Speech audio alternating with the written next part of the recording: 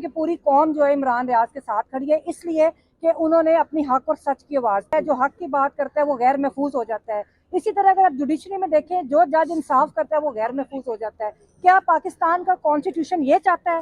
निकलना चाहिए, इस जबर के खिलाफ आवाज़ उठानी चाहिए, और वही रास्ता है एक रोशन पाकिस्तान का, पाकिस्तान की सालमियत का। जो बहुत अफसोस है जो मुल्क में हो रहा है। सबसे पहले तो मैं इमरान रियाज साहब को इधर हाई कोर्ट में वेलकम भी कहती हूँ, और हम ये समझते हैं कि पूरी कौम जो है इमरान रियाज के साथ खड़ी है, इसलिए कि उन्होंने अपनी हक और सच की आवाज़ दी। और दूसरी बात है कि देखिए, रियासतें ऐसी तो नहीं होती कि जो बंदा यहाँ पे सच बोलता है, जो हक की बात करता है, वो गैर महफूज हो जाता है। इसी तरह अगर आप जुडिशरी में देखें, जो जज इंसाफ करता है वो गैर महफूज हो जाता है। क्या पाकिस्तान का कॉन्स्टिट्यूशन ये चाहता है? तो इस जबर को हम, इस जबर और इस जो गुलामी की रियासत का जो एक रवैया है, हम उसको इनकार करते हैं।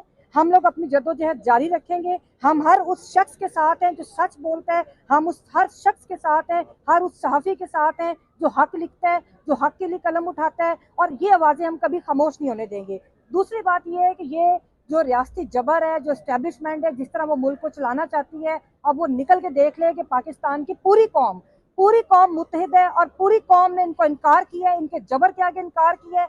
मैं आखिर में पूरी कौम को ये कहना भी चाहूँगी कि देखिए, इस वक्त पाकिस्तान में डिफाइनिंग मूवमेंट है।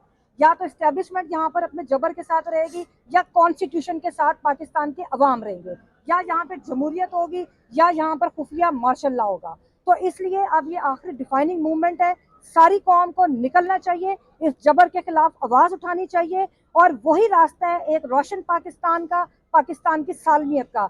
जो लोग पाकिस्तान को कमज़ोर करने पर तुले बैठे हैं, जो इस रियासत के साथ खिलवाड़ कर रहे हैं, उनको अब ये देख लेना चाहिए कि जो कौम है उनसे कितनी नफरत करते हैं लोग, उन रवैयों के साथ कितनी नफरत करते हैं। और अब ये एक्सेप्टेबल नहीं है पाकिस्तान की कौम के लिए कि कोई ऐसा तबका उनके ऊपर हुक्मरानी करे जिसके पास कोई इख्तियार नहीं है कि वो पाकिस्तान के लोगों पर हुक्मरानी करे।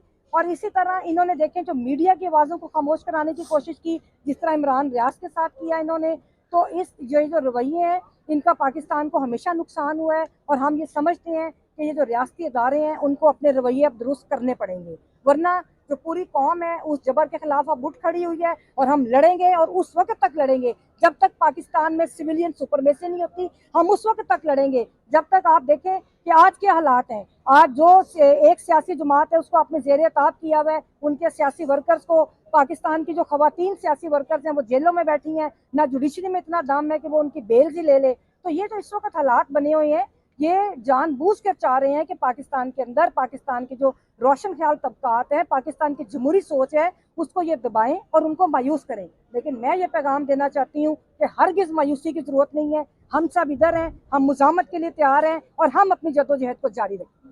Thank you.